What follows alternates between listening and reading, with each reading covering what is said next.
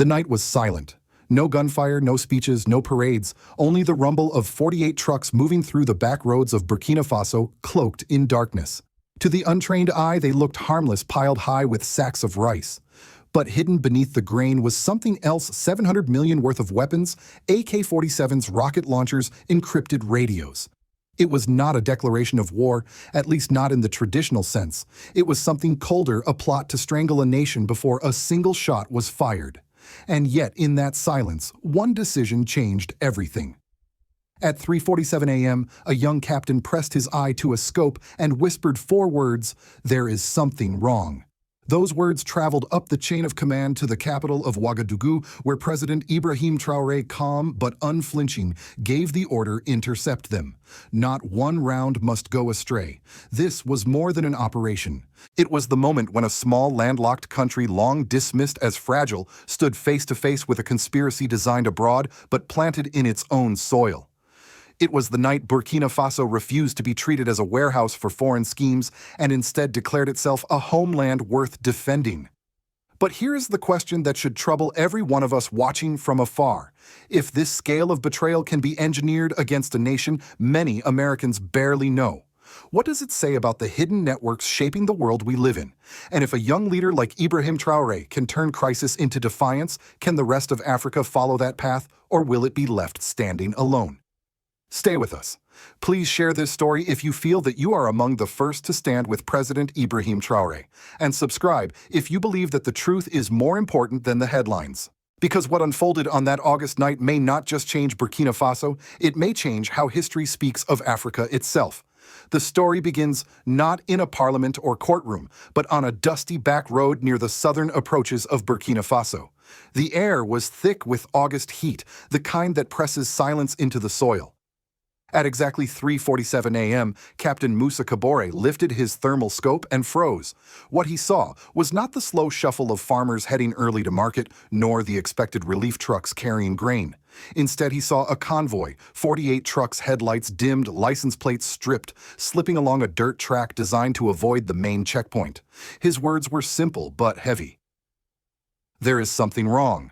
Within minutes, that warning rippled across the army's communication lines and reached Ouagadougou. Inside the command room, President Ibrahim Traoré sat beneath the red glow of satellite feeds. Calm, deliberate, he did not allow panic to take hold. His voice was sharp and steady. "Scramble the drones. Intercept them. Not one round must go astray." Around him, boots shifted into motion, UAVs lifted into the sky, and commando teams moved across scrubland to cut off the road ahead. By 4:06 a.m., the convoy rolled into a 3-way junction near the town of Canaliba, only to find themselves surrounded. No gunfire, no clash of steel, only stillness. The drivers froze in place. Some trembled. One tried to reverse, but the path was already blocked. And then came the moment of revelation. Soldiers pulled back the tarpaulins one after another. What lay beneath silenced even the most hardened veterans. It was not sacks of rice nor plows for the fields. Under labels that claimed agricultural tools were dark green ammunition crates. When the locks were forced open, the truth glinted in the torchlight: brand new AK-47 rifles, stacked in neat foam American-made M16s, still sealed in packaging, grenade launchers wrapped in oilcloth.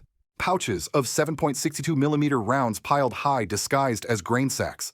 Another truck revealed radio jammers, tactical vests, encrypted communications gear. Yet another carried RPG launchers and drone components. Not a single truck was empty. The silence thickened. This was not smuggling. This was mobilization. 48 trucks transformed into a rolling armory, a mobile army disguised as aid. Back in the command center, General Zerbo's voice broke the quiet. "Mr. President, you need to hear this yourself." The phone was passed to Traoré, who listened to Kabore's trembling but clear report. "Sir, this isn't aid. It's a rolling armory." The young president did not hesitate. His orders were cold, precise. Detain every driver. Lock down the perimeter. Track every plate, every signal. "I want origins mapped within 2 hours." As dawn broke, a picture began to emerge. Technicians enhanced serial numbers, scratched off crates. Some weapons traced back to Libya's post-Civil War black markets. Others bore markings from Yemen's conflict zones. But the most shocking of all were pristine boxes faintly stamped with codes from factories under NATO oversight in southern Europe, dated as recently as 2022. The numbers staggered even seasoned logistics officers. At least $700 million in armaments, without counting encrypted systems and explosives. This was not contraband for profit. It was a silent declaration somewhere far beyond Burkina Faso's borders. Someone had made a decision to destabilize, to remove, and to replace. For the soldiers at Canaliba, the discovery was visceral. Men who had grown up farming sorghum now stood ankle-deep in crates meant to fracture their own homeland. One soldier whispered, "If these had reached their targets, our tomorrow would already be ashes."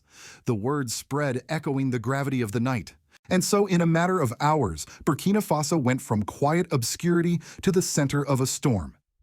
A small country that many in the West barely remember on a map had intercepted not just weapons, but evidence of betrayal, evidence that would soon ripple across parliaments, embassies, and newsrooms around the globe. The hours after the Canaliba interception unfolded like a drama scripted for history. By evening, Ouagadougou's National Security Council convened in emergency session. Ministers, intelligence chiefs, and generals crowded the table, their faces pale under the fluorescent light. Traore did not waste words. He pressed both palms against a map spread across the table. This is not contraband. It is a declaration. We move tonight. Orders rippled outward. Within hours, 23 warehouses across the capital were raided simultaneously. Soldiers broke locks, stormed dimly lit storage yards, and uncovered stockpiles that confirmed the scope of betrayal. In one warehouse, rifles stacked in pyramids. In another, mortar tubes leaning against walls. Boxes of encrypted radios still humming, camouflage uniforms folded and ready. In Warehouse 9A, 4 tons of high-velocity explosive gel, labeled as mining supplies, sat waiting for demolition. In Warehouse 17C, manuals in French and English instructed drone pilots in tactical deployment. Each door kicked open revealed another layer of deception. But the shock was not just in the crates. It was in the arrests. 2 former ministers, one from the Interior, another from Energy, were led away in handcuffs. A retired general, once responsible for international operations, was exposed as part of the network. 3 businessmen long admired for their sprawling contracts, suddenly revealed as financiers of chaos. And most disturbing of all, 4 foreign nationals, 2 French, 1 American, 1 Israeli, each carrying diplomatic passports not recorded in any official log. The capital shuddered. Rumors raced across markets and mosques. If betrayal sat in cabinet chairs and boardrooms who could be trusted, soldiers stood watch at intersections while radios crackled with updates that made the city's heart pound faster. Then, just before dawn, a new name entered the chamber of power: Francois Bongo. For years, he had been untouchable, a West African magnate known for philanthropy, for handshakes with foreign investors, for hosting galas in Paris. Now he sat under a single lamp in a high-security interrogation room. No cuffs, no resistance. His very presence was indictment enough. General Zerbo laid the evidence on the table: intercepted calls, shell accounts routed through the Cayman Islands, manifests pointing to Abidjan and Cotonou. With a heavy sigh, Bongo spoke the words that stiffened every spine in the room. This isn't about weapons. It was never about weapons. It was about timing, power control. Then he added 4 more: Operation Restore Democracy. The revelation hit like a thunderclap. A $1 billion budget. Coordination meetings at a Sheraton hotel in Accra. Delegates from Côte d'Ivoire. Money funneled through Paris. And final approval, Bongo admitted, had come from Washington. Traore's response was quiet but searing. And if I fell, Bongo, voice cracking, confessed. A transition council was ready, ministries assigned, uniforms tailored. I was promised Minister of Finance. We were all promised something. The mask was torn away. This was no smuggling ring, no rogue profiteers. This was a transaction, an attempt to purchase sovereignty, to replace a government not with ballots or bullets, but with contracts and promises whispered in foreign hotels. Outside, the city buzzed with tension. Arrests of ministers confirmed what many had long suspected: betrayal was not foreign alone, it was domestic. The raids did not reveal chaos, they revealed orchestration. The plot was not improvised, but engineered. For Traoré, hesitation was impossible. His voice cut sharp in the operations room. This was not rebellion, it was a transaction. And it will be exposed. He ordered every satellite archive scoured, every intercepted message decrypted, every accomplice unmasked. Burkina Faso would not confront this betrayal in silence. It would confront it with light. By dawn, the capital knew their leader had faced the unthinkable and chosen not to bend. Yet, as the sun rose over Ouagadougou, the realization spread this was not the end of the story. The storm had only begun, and its thunder was echoing far beyond the Sahel. When the sun finally rose over Ouagadougou, it did not bring relief. It brought reckoning. The news of 48 intercepted trucks spread like wildfire through battered radios in rural villages, whispered phone calls in the city, and urgent bulletins read in crowded mosques. At first, there was fear. If they had succeeded, our tomorrow would already be ashes. Then came relief, and with it, a rising tide of anger. Families gathered around radios, clutching children close, whispering prayers of thanks. In the marketplace's stall, owners shook their heads in disbelief. How could ministers, generals, and wealthy businessmen, the very people sworn to protect them, have conspired against their own homeland? Suspicion settled like dust in the streets. Who else had been bought? Who else was willing to betray? The political impact was immediate and seismic. The arrest of 2 former ministers shattered whatever thin trust remained in the old guard.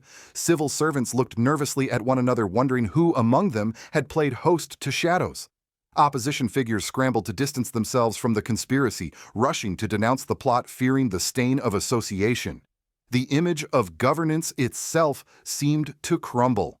For President Ibrahim Traoré, the challenge was double-edged.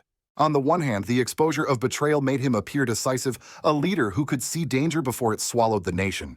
On the other, the scale of collusion revealed just how deep the rot had grown. To reassure a shaken population, he announced public trials and transparent proceedings.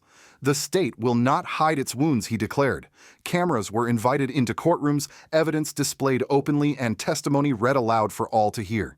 The betrayal would not be swept under the rug, it would be dragged into the sunlight. Yet the revelations were not only political, they were profoundly symbolic. In the heart of Independence Square, engineers constructed a towering furnace before tens of thousands of citizens. Television cameras rolled as Traoré lifted the very first AK-47 seized from Truck 1 and hurled it into the fire. Sparks burst into the air. The crowd gasped as metal screamed and melted, streaming into molds shaped not for bullets, but for school bells. Traoré's words cut the silence. They wanted war. We will give them schools. One by one, weapons meant to tear the country apart were fed into the flames. Grenade launchers, mortar tubes, encrypted radios, all reduced to molten steel, reshaped into the promise of tomorrow.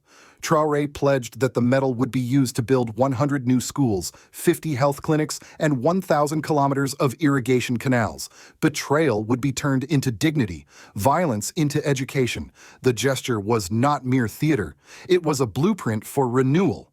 Parents wept openly as they clutched their children's hands, whispering that their sons and daughters would carry books instead of rifles. Teachers pledged to add this story, the night of the 48 trucks, to their curricula as a lesson in vigilance and national pride. But unity came with risk. The purge of ministers and businessmen threatened to fracture political alliances.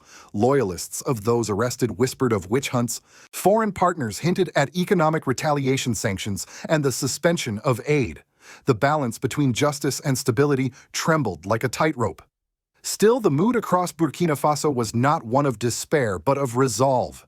The people had seen betrayal naked, but they had also seen their leader answer with defiance and vision. In the words of one mother clutching her child at Independence Square, we saw what they planned. Now we must guard against what they will plan next.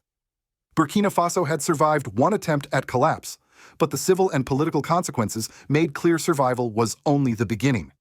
Vigilance would have to become a daily practice, not just a response to midnight convoys. When President Ibrahim Traoré stepped onto the stage for his press conference, the world was already watching. Behind him, giant screens displayed satellite images of the 48 trucks geotagged and time-stamped. On the table before him lay binders filled with manifests, serial numbers, and testimony. This was not rumor, not speculation.